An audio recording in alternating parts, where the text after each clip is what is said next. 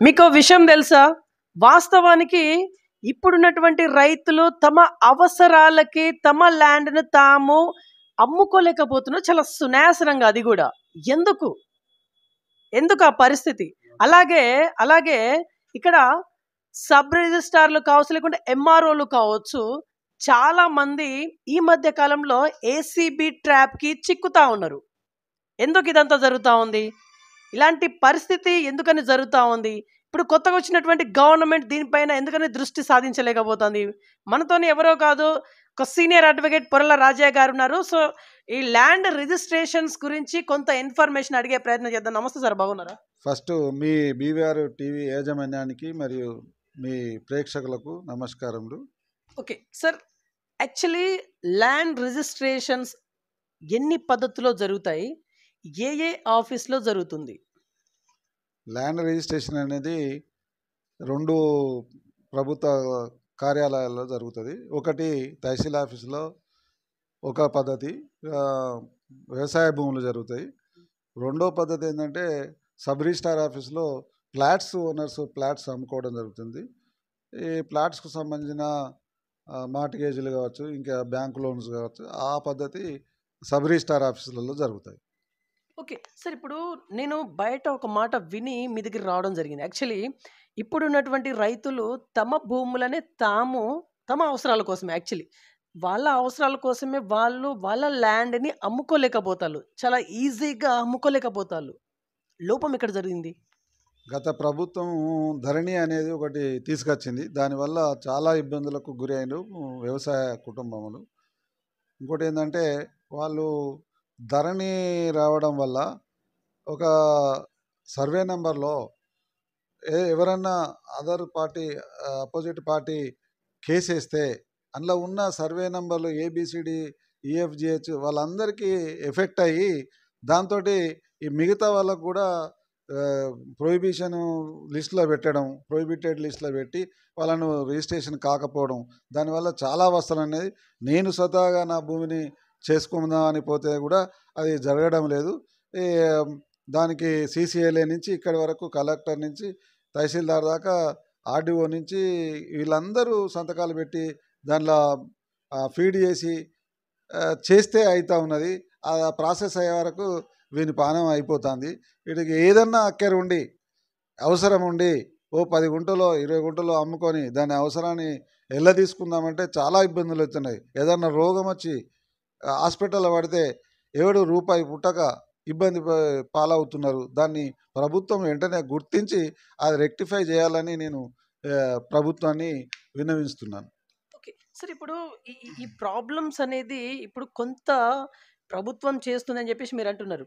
కొంత నేరుగా సబ్ రిజిస్ట్రార్లే ప్రజలకు చాలా తీవ్ర ఇబ్బందుల్ని కలగజేస్తా ఉన్నారు అనేది బయటకు వస్తున్నటువంటి ఒక పెద్ద టాపిక్. అది నిజమా? ఇప్పుడు సబ్ రిజిస్ట్రార్ల వల్ల పబ్లిక్కి చాలా తీవ్ర ఇబ్బందులు ఉన్నాయా? ఎస్, మీరు అనేది 100% కరెక్టు. వ్యవసాయ భూమిలో నేను ఇంతకుముందు చెప్పిన విధంగా ఇప్పుడు ఫ్లాట్స్ ఓనర్స్ ఉన్నారు. గత ప్రభుత్వం తెలివి లేక, అంటే జ్ఞానం లేక అజ్ఞానంతో జియో 257/2019 అని ఒక జియో తీసుకొచ్చింది. దాని ప్రకారంగా ఒక ఓనరు నువ్వే ఉన్నావు అనుకో, ఒక 500 గజాలు నీకు ఉంటే అలా 200 నీ అవసరం నిమిత్తం, నీ బిడ్డ పెళ్ళో కొడుకు పెళ్ళో లేకపోతే ఇంకేమైనా ఆరోగ్యం బాగలేకపోతేనో ఇంకెవరికైనా డబ్బులు అవసరం ఉండో, నీ సొంతంగా అవసరం ఉండో, లేకపోతే ఇల్లు కట్టడానికో ఆ ప్లాట్ అమ్ముకోలేని పరిస్థితి, పార్టు చేయొద్దు అని ఒక చట్టాన్ని తీసుకొచ్చి, దుర్మార్గపు చట్టాన్ని తీసుకొచ్చి ఆ ప్రభుత్వం పోయినాక కూడా అదే దుర్మార్గాన్ని వీళ్ళు కొనసాగిస్తున్నారు. ఇంకా ఈ సబ్ రిజిస్ట్రార్లు కొనసాగిస్తున్నారు. ప్లస్ ఈ పాలకులు కూడా ప్రజాపాలన అని చెప్తున్నారు కదా, ఆ ప్రజాపాలన వాళ్ళు కూడా, కాంగ్రెస్ వాళ్ళు కూడా ఇంకా దాన్ని గుర్తించక అట్లనే దాన్ని కొనసాగిస్తున్నారు. దానివల్ల చాలా ఇబ్బందుల పాలవుతున్నారు. దాన్ని ఎంబటే గుర్తించి ఆ పార్ట్ రిజిస్ట్రేషను పెడితే ఏదో మేము ఎలగబెట్టినామని అనుకొని వీళ్ళు ఫీల్ అయింది. కానీ దానికి చాలా పొక్కలు పొడిసిర్రు, బుంగలు పొడిసి వాళ్ళు ఎవరైతే దోసుకోవాలనో వాళ్ళంతా దోసుకున్నారు. ఇది పిచ్చి చర్య అని నేను అంటాను. ఓకే, ఇది ప్రభుత్వం గుర్తించాలి. పిచ్చి చర్య అంటున్నాను. సబ్ రిజిస్టర్ల పైన మీరు ధ్వజం ఎత్తుతా వాళ్ళు. ఇప్పుడు రీసెంట్‌గా జరిగింది ఒక మీటింగ్. పొంగులేటి శ్రీనివాసరెడ్డి గారి ఆధ్వర్యంలో ఒక ల్యాండ్ రిజిస్ట్రేషన్‌కి సంబంధించినట్టు ఒక మీటింగ్ అయితే జరిగింది. అందులో ఇలాంటి విషయాలు ఏమైనా లేవనెత్తినలా అంటే లేవనెత్తలేదు మరి. మరి అయితే దీనికి కారణం ఏంటిది? మినిస్టర్ గారు మీటింగ్ పెట్టిండ్రని మొన్న నాకు తెలిసింది. హ్మ్. అందులో స్టేట్లో ఉండబడిన అందరూ సబ్ రిజిస్ట్రార్లను, హ్మ్. డిఆర్లను, డిఐజీలను, ఐజీ గారిని వాళ్ళందరినీ మీటింగ్ పిలిచిండని నాకు సమాచారం. సో దానిలో బుద్ధ భగవాన్ లాగా ఇట్లా పిలుచుక పోయినామంటే పోయినాం. హ్మ్. ప్రజల సమస్యలేంటి, హ్మ్. ప్రజల కోరికలేంటి, హ్మ్. ప్రజలకు జరుగుతున్న ప్రాబ్లమ్స్ ఏమున్నది, హ్మ్. వాళ్ళ ఇబ్బందులు గుర్తించకుండా వీళ్ళు ఆయన చెప్పింది మినిస్టర్ గారు చెప్పింది వినడం, సప్పుడేక రావడం. ఆ! ఆయన ఏదో చెప్పిండు, వీళ్ళు ఏదో విన్నారు. మరి ప్రజా సమస్యల గురించి ఒక్క సబ్ రిజిస్టారే కానీ, డిఆర్ఏ కానీ, డిఐజీ గారే కానీ, ఐజీ గారు కానీ మాట్లాడిన దాఖలు లేవని ప్రజలు అనుకుంటున్నారు. ఓకే. దాన్ని ఓకే. దాన్ని వాళ్ళు రెక్టిఫై చేసి మరి చూసుకోవాలని నా మనవి. ఓకే. ఇప్పుడు దీనికి కారణం వాళ్ళ భయమేనా? ఎక్కడ వాళ్ళ జాబ్ పోతుందో, ఎక్కడ ఏందని జెప్పేసి ఇదేనా? అంటే వాళ్ళు క్వెషన్స్ అక్కడ లేవనెత్తలేదు అనంటే భయమేనా? కారణం భయమేనా? అంతే ఉంటుంది కదా, వీళ్ళు ఏదో లోపం ఉంటుంది వీళ్ళ దగ్గర. అంతే. అంతే కదా, లేకపోతే వాళ్ళు ఎందుకు సిన్సియర్ గాదు. మాట్లాడరు? సిన్సియర్గా వర్క్ చేసేటోళ్ళు సిన్సియర్గా చెప్పాలి కదా, ఇది ప్రాబ్లం ఎరైజ్ అవుతున్నది, మాకు రిజిస్ట్రేషన్లు కూడా అయితలేవు, ఈ కాంచి స్ట్రిక్ట్గా చేస్తే నీకు నువ్వెవడండి? ఒక ఒక నాకు ఒక 500 గదాలు ఉన్నది, నాకు నా అవసరం నిమిత్తం నేను ఏదో చేసుకోవడానికి ఒక 100 గదాలు అమ్ముకుంటా, నువ్వెవడు ఆపడానికి? నీ ప్రభుత్వం ఏంది? ప్రభుత్వం అందరికీ న్యాయం చేయాలనా, అన్యాయం చేయాలనా? ఓకే. ఫర్ ఎగ్జాంపుల్, మీరు ఒక నిన్న మొన్న వచ్చిన ప్రభుత్వం ఆంధ్రప్రదేశ్లో చంద్రబాబు గారు వచ్చారు. అవును. జగన్ గారు ఏం చేసిందంటే ఒక ల్యాండ్ టైటిల్ దుర్మార్గమైన ఒక చట్టాన్ని తీసుకొచ్చి ఆ ఆ పాస్బుక్ల మీద జగన్ గారి ఫోటోలు కూడా వేసుకోవడానికి ప్రయత్నం చేసిండు, కొన్ని వేసిండు. ఆ తర్వాత చంద్రబాబు ప్రభుత్వం వచ్చిన వెంటనే దాన్ని ల్యాండ్ టైటిల్ చట్టాన్ని రద్దు చేసిండు, అబాలిష్ చేసిండు. వెంటనే నెక్స్ట్ సంతకం అదే పెట్టిండు ప్రభుత్వం రాగానే. సో అలాంటి చర్య ప్రజాపాలన అని చెప్పుకోవడమే తప్ప అలా వచ్చింది ఏం లేదు, వీళ్ళు చేసింది ఏమి లేదు. అంటే కొన్ని మంచి పనులు చేస్తాను, రైతు రుణమాఫీ కావచ్చు, ఇంకా చాలా ఫ్రీ బస్సులే కావచ్చు, అది చేస్తాను, చేయలేను. కానీ రైతులకు ఉండబడిన అవస్థలు, ప్లాట్ ఓనర్స్కి ఉండబడిన అవస్థలు ఎవరు గుర్తించకపోతే మరి ఎవడు గుర్తించాడు? సబ్ రిజిస్ట్రార్లు వాళ్ళదేదో వాళ్ళు చూసుకుంటారు అంతే. పోయిన ప్రభుత్వంలో నేను ఏదో బాగా చేసిందని కేసీఆర్ బాగా పొంగులు పొంగిరు. ప్రభుత్వానికి వచ్చే ఆస్తి మన ఇన్కమ్ కన్నా కొంతమంది ఆఫీసర్లకే వచ్చిందని ప్రజలు అనుకుంటారు. నేను అనుకోడు కాదు, ప్రజలందరికీ తెలుసు. నేను అంటున్నా, వాళ్ళు అంటలేరు అంతే. ఓకే. ఓకే. యాక్చువల్లీ ఈ రిజిస్ట్రేషన్స్ ఏమో 2 రకాలన్నారు. అగ్రికల్చర్ రిజిస్ట్రేషన్ అలాగే ప్లాట్ రిజిస్ట్రేషన్స్ అని జెప్పేసి. కానీ పార్ట్ రిజిస్ట్రేషన్స్ అనేది ఒకటున్నది. యాక్చువల్లీ పార్ట్ రిజిస్ట్రేషన్స్ అంటే ఏంటిది? అదే ఇంతకుముందు నేను చెప్పిన ప్రకారంగా నాకు 500 గదాలు ఉంటే 200 గదాలు అమ్మద్దని ఒక జీవో, దుర్మార్గపు జీవో, దాన్ని ఆసరా చేసుకొని మేము పార్టీ రిజిస్ట్రేషన్ చేయము అని చెప్పడం. అంటే ఏంది? ఎవరి భూమి? నీదా?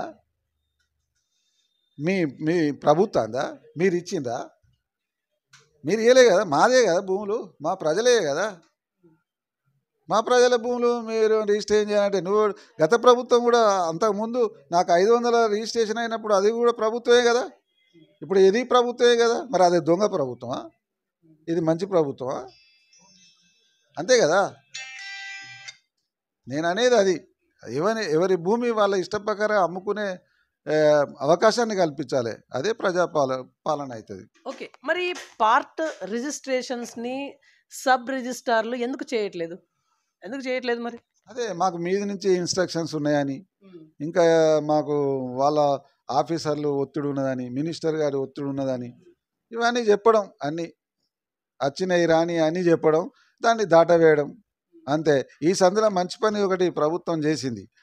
ఎప్పుడు నుంచో పాతుకపోయిన 12 ఏళ్ళు 10 ఏళ్ళ స్టాఫ్ ఒక్క దగ్గరనే పనిచేసిన సంఘటనలు కూడా ఉన్నాయి.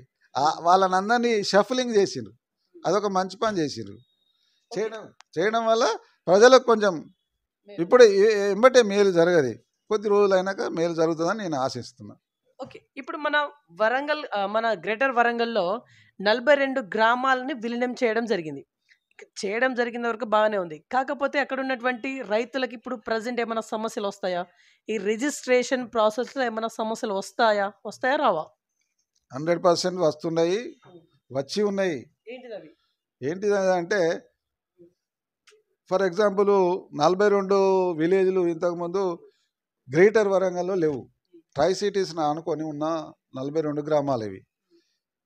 పాపం వాళ్ళు అంతకుముందు గ్రేటర్లో కలవకముందు వాళ్ళకు ఈ ఉపాధి హామీ పథకం కూడా వాళ్ళకు లభించేది. ఆ వర్క్ పోతే కొంత పేదవాళ్ళకు లబ్ధి పొందేవారు. ఇప్పుడు ఆ లబ్ధి కూడా పోయింది. అదొక్కటే కాక ఫర్ ఎగ్జాంపుల్ నీకే ఒక ఇల్లు ఉన్నది అనుకుందాం.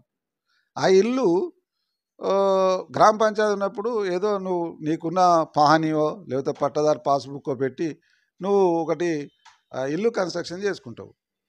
ఇప్పుడు ఆ ఇల్లు నీ అక్కర నిమిత్తం నువ్వు అమ్మడమో లేకపోతే నీ బిడ్డకి ఇవ్వడమో లేకపోతే నీ కొడుకు ఏదైనా అవసరాలకు ఏదైనా మార్టిగేజ్ చేయడమో లేకపోతే అమెరికా పోతానంటేనే ఎవరికైనా మార్టిగేజ్ చేసి వాల్యూ చూపెట్టడమో ఇలాంటి రిజిస్ట్రేషన్ అవసరాలు పడుతూ ఉంటాయి. ఆ అవసరాలు పడ్డప్పుడు నీకు దీనికి పర్మిషన్ లేదు, నువ్వు ఎట్లా కట్టుకున్నావు, నీకు అప్పుడు ఎట్లా వచ్చింది, ఇప్పుడు ఎట్లా వచ్చింది, నువ్వు గ్రేటర్లో కలిసేటప్పుడు నువ్వు ఆలోచన చేయవా ఇది ఎట్లా వచ్చింది, అది అప్పుడు ఎట్లా వచ్చింది, అది నువ్వు ట్యాక్స్ అయితే వసూలు చేసుకుంటావు. ఇంకా మూర్ఖత్వం ఏంటంటే నువ్వు మున్సిపాలిటీలలో వానికి ఓనర్షిప్ సర్టిఫికేట్ ఇస్తలేరు, అసెస్మెంట్ సర్టిఫికేట్ ఇస్తలేరు. ఏం లాభం ప్రభుత్వం? ఓకే. సార్ మనం అక్కడక్కడ వింటున్నాము, చూస్తున్నాము. సోషల్ మీడియా వేదికగా కూడా చూస్తున్నాము. మొన్న రీసెంట్‌గా ఎంఆర్ఓ కూడా సస్పెండ్ అవ్వడం జరిగింది. అయితే ఇక్కడ అధికంగా సబ్ రిజిస్ట్రార్లు కావచ్చు, లేకుంటే ఎంఆర్ఓలు కావచ్చు, ఏసీబీ వాళ్ళలో చిక్కుకుపోవడము, వాళ్ళు ట్రాప్ అవ్వడం అనేది, ఏసీబీకి ట్రాప్ అవ్వడం అనేది ఇది దేనికి సంకేతం? ప్రజలందరికీ తెలుస్తూ ఉన్నది. అంటే మీకు తెలియలేదు కావచ్చు అది, కానీ ప్రజలందరికీ తెలుసు. ఎందుకు ట్రాప్ అవుతారు చెప్పండి? నిప్పు ముట్టుకుంటేనే కదా కాలేది. అదే నిప్పు ముట్టుకుంటేనే కదా కాలేది. నువ్వు ముట్టుకున్నావు, అది కాలింది, ఏసీబీ ట్రాప్ అయింది. ఇంకేమున్నది? నువ్వు లంచం తీసుకుంటేనే పట్టుకుంటారు కదా. వాళ్ళు పట్టుకున్న వాళ్ళు కూడా గవర్నమెంట్ వాళ్ళే కదా. గవర్నమెంట్ ఒక డిపార్ట్మెంట్ ఏసీబీ అనేది ఉన్నది కదా, వాళ్ళు పట్టుకున్నారు అంటే వీళ్ళు చేస్తేనే కదా. అంటే అట్లా నేను ఇంతకుముందే చెప్పిన ఇవి అన్ని వంకలు పెట్టుకుంటా కొంతమంది, అందరూ అంటలేను, కొంతమంది ఆఫీసర్లు, లంచగొండే ఆఫీసర్లు, అందరు అట్లున్నారని అంటలేను నేను. కొంతమంది ఆఫీసర్లు ఎన్ని సంపాదించారో వాళ్ళకే తెలియదు, గవర్నమెంట్కి తెలుసు. వాళ్ళేం ట్యాక్స్గా అదే ఇన్కమ్ ఏమైనా స్వచ్ఛమైన మార్గంలో వచ్చింది ఏమన్నా? అది ఆ మార్గం వేరే కదా, ఎక్కడి నుంచి వస్తుంది? వస్తుందా? రాదు కదా. సో ట్యాక్స్ కట్టారు, అట్లా కూడా ట్యాక్స్ ఎక్కువ కొడతారు. ఓకే సార్, యాక్చువల్లీ మన పాత జిల్లాల లెక్కన చూసుకుందాం. పాత జిల్లాలలో ఎంతమంది డిఆర్లు డిఐజీలు ఉన్నారు ప్రజెంట్? ఉన్నంతలో ఉన్నారా లేకుంటే తక్కువలో ఉన్నారా?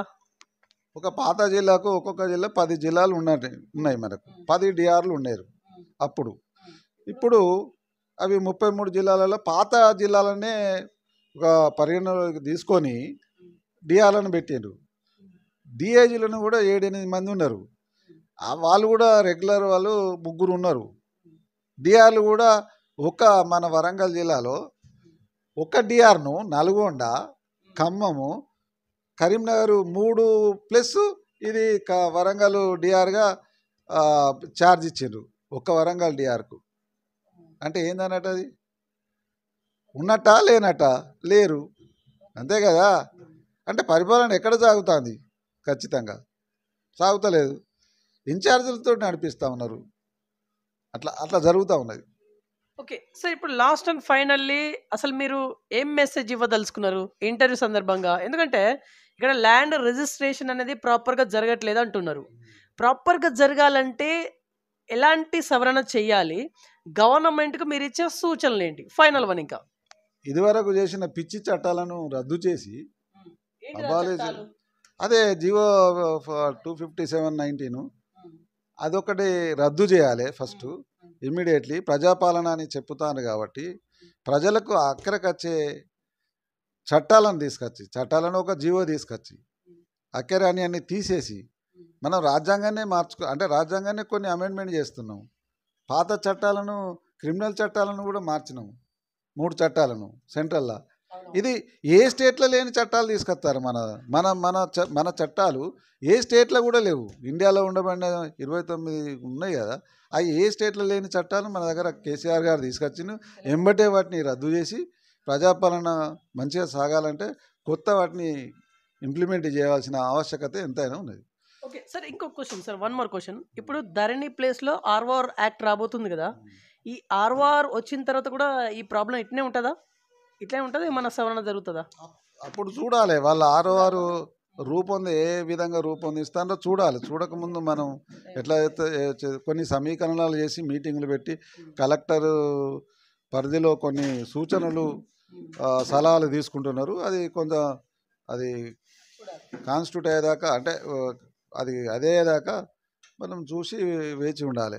అప్పుడు తెలుస్తుంది మనం ఏం జరుగుతుంది అనేది. అప్పటి వరకు మనం ఏం చెప్పలేము వాటి మీద. ఓకే, సో ఇది ఇవాళ ఇన్ఫర్మేషన్. చూస్తున్నాను BVR TV news. Until then బాబాయ్, టేక్ కేర్.